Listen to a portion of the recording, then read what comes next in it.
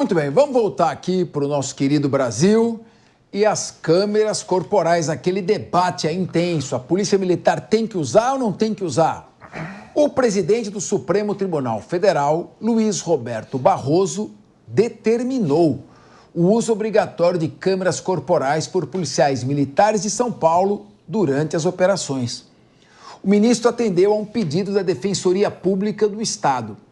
Barroso ainda determinou a gravação ininterrupta das imagens nas operações, além de apresentação mensal de relatórios do governo sobre as medidas determinadas. Vamos debater isso aí? Ricardo Rous, essa questão das câmeras corporais foi uma iniciativa aqui de São Paulo, iniciada, liderada pelo Ministério Público do Estado de São Paulo, que apoiou esta medida. Eu, particularmente, não sei a sua opinião, mas eu sei que aqui na mesa é dividido. Eu, particularmente, sou a favor. Acho que as câmeras previnem, mas o Sérgio já não é, por exemplo. Eu queria te perguntar o seguinte, minha dúvida, mas cabe ao Poder Judiciário determinar se um governo deve colocar câmera corporal ou não? Essa não é uma questão discricionária do Poder Executivo? Cabeça, eu acho que você tocou no ponto nevrálgico dessa discussão. Independente de ter sido provocado ou não, acho que o Supremo Tribunal Federal, aí na pessoa do ministro Barroso, determinar que o governo do Estado de São Paulo, um governo eleito legitimamente, democraticamente, inclusive já tendo o governador do Estado agora recentemente dizendo que ele muda de ideia, que ele entende que as câmeras de segurança podem ajudar os bons policiais agora, ou seja, já dando um sinal de que ele caminharia nesse sentido mais rapidamente, mas vinha uma determinação de cima para baixo. Eu acho que o Supremo, mais uma vez, transpassa o seu poder, na minha opinião. Por mais um pouquinho, ele se escreve mais 5 minutos, o Barroso toma o governo do Estado de São Paulo ali, grosseiramente falando, nessas decisões que ele tomou. Então, acho muito preocupante o Supremo determinar que o governo do Estado de São Paulo coloque câmeras de segurança, que fiquem ligadas ininterruptamente e que preste satisfação ao Supremo de tempos em tempos. Eu acho isso muito perigoso para a nossa democracia. Paulo Loyola, 2 perguntas. Se você é a favor ou contra e se cabe ao Poder Judiciário, na sua opinião mesmo, determinar este uso obrigatório. Na verdade, sempre fui a favor do uso das câmeras. A gente já teve essa discussão aqui muitas vezes e fiz questão de defender esse uso sempre, todas as vezes que tive essa oportunidade. Fico, inclusive, feliz que o presidente Tarcísio tenha finalmente reconhecido o seu erro. O presidente foi ótimo, hein? Pois é, errei. Obrigado, leu o futuro. Aí, Tarcísio, você ouviu aí? Errei. Ô, pessoal, aqui também não dá para uma coisinha, ninguém perdoa nada aqui. Pelo amor de Deus. A gente gostou da torcida. Passa nada nem pode. Caramba. A torcida é descarada. Não passa nada aqui. Por favor, vamos ouvir o Paulo Loyola, que está sempre com posições muito inteligentes. Ao presidenciável Tarcísio, que sonha com o cargo. O problema foi só o sufixo. Ponto. Mas é que eu não tinha terminado de falar ainda. Mas, erros à parte, desculpa, gente. O que a gente vê, na verdade, é a correção de um erro que, sim, deveria ter sido desde sempre. A gente vinha falando, inclusive, aqui um pouco antes do programa. O Tarcísio tenta dialogar com uma porção mais moderada, sem abrir mão do bolsonarismo. Fez isso no apoio ao Nunes, quando rechaçou Marçal. Faz isso quando elogia Bolsonaro, mas ataca aí, de alguma forma, a violência policial. Então, o Tarcísio está tentando sempre se equilibrar nesse processo. E foi isso que, mais uma vez, a gente viu. Aparentemente, Tarcísio não está muito feliz aí com a questão do DERIT, da PM, e, enfim, vem falando, inclusive, publicamente desse processo. Eu não sou da área jurídica, então minha opinião jurídica vale muito pouco, mas, obviamente, me parece também um processo de intervenção que eu acho também preocupante do STF em relação às atribuições do governo do Estado.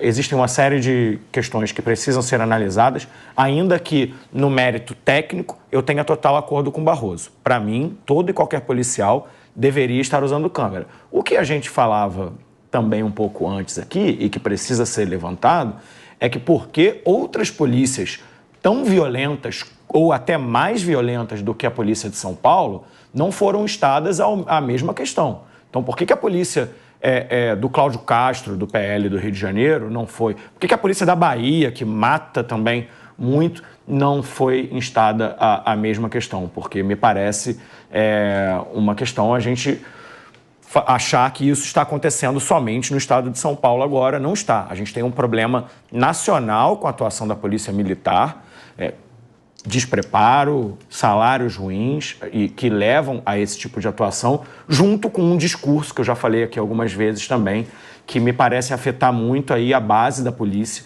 fazendo com que haja uma certa naturalização dessa atuação e dessas mortes. Então, acho que a questão das câmeras é importante, mas também vejo com alguma preocupação a interferência judiciária.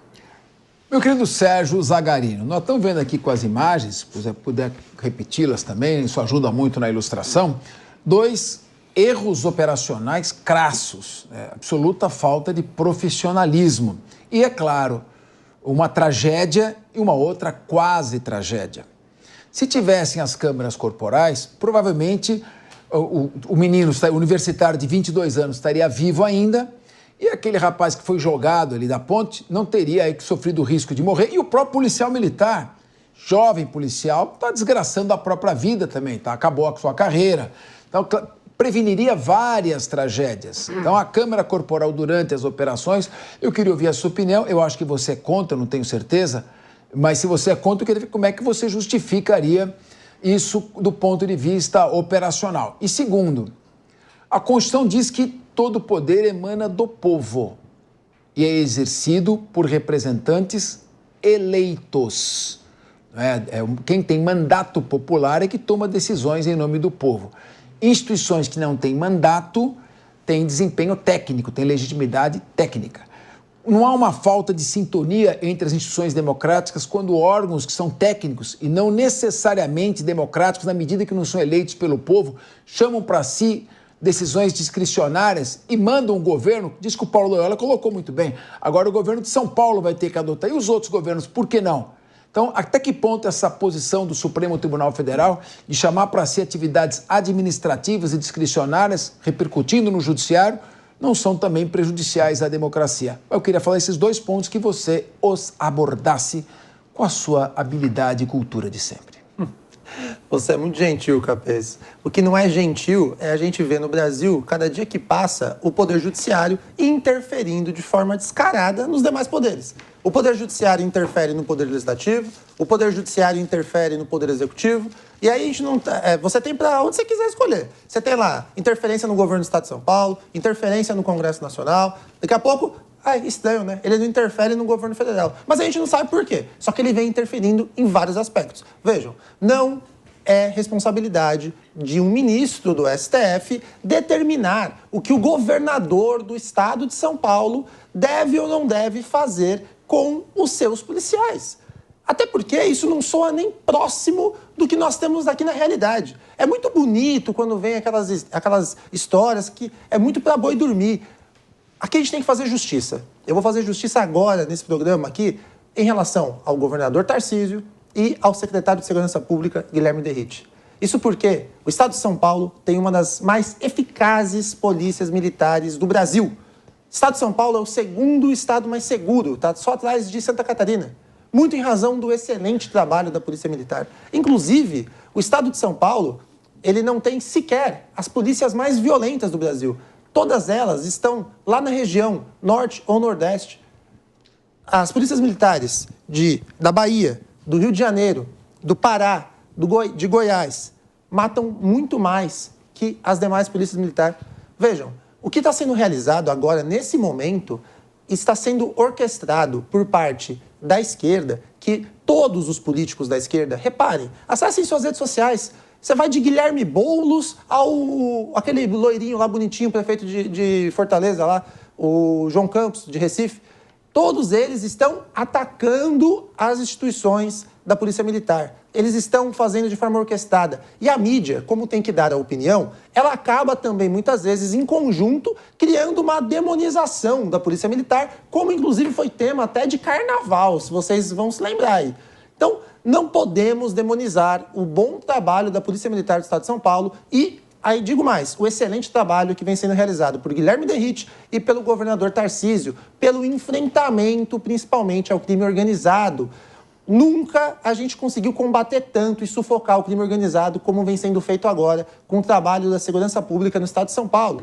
Então, respondendo a tua pergunta, Capês, é um absurdo a interferência do Poder Judiciário no Poder Executivo aqui em São Paulo.